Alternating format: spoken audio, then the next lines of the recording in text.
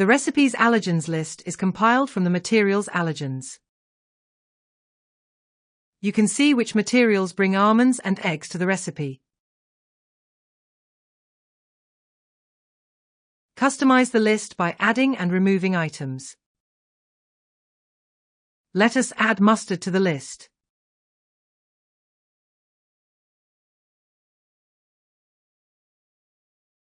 And remove almonds from the list.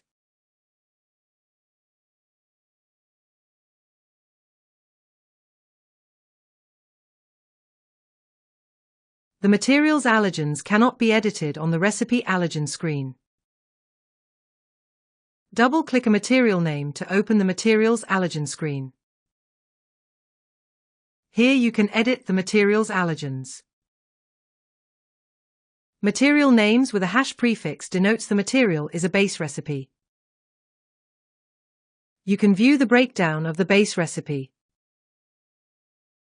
You can easily drill down to track and trace how the allergen appears in the recipe's allergen list.